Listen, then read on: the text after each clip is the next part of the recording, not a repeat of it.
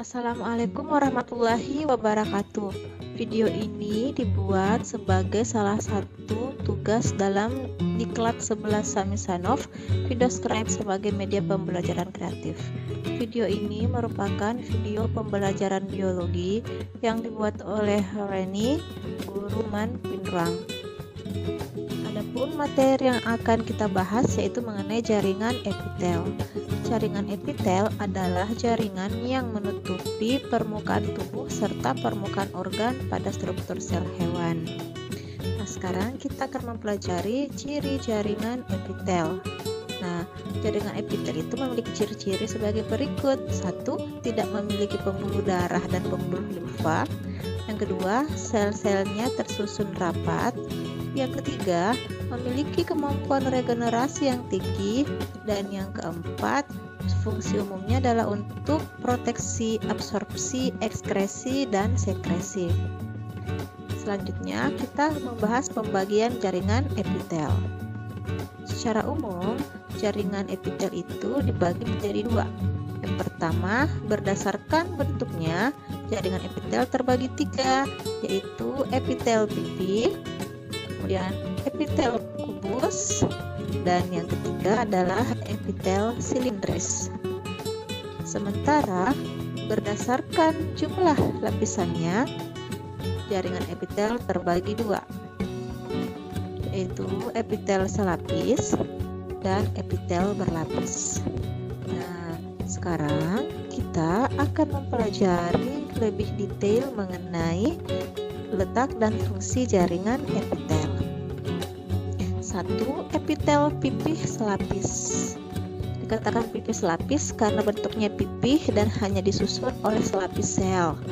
Terdapat pada dinding alveolus paru-paru, kapsula boman ginjal, lapisan dalam pembuluh darah, dan limfa. Fungsinya adalah untuk difusi, osmosis, filtrasi, dan ekskresi. Yang kedua, epitel pipih berlapis.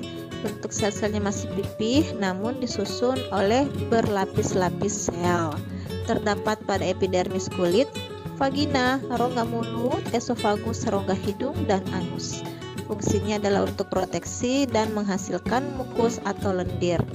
Yang ketiga adalah epitel kubus selapis. Bentuk selnya itu seperti kubus dan disusun oleh selapis sel.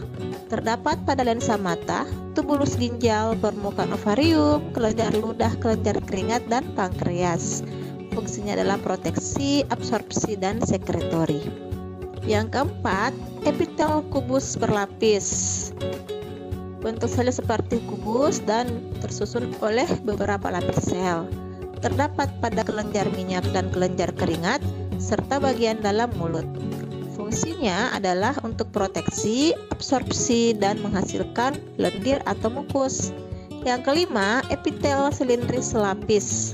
Bentuknya menyerupai silinder, ya, ukuran tingginya itu lebih tinggi.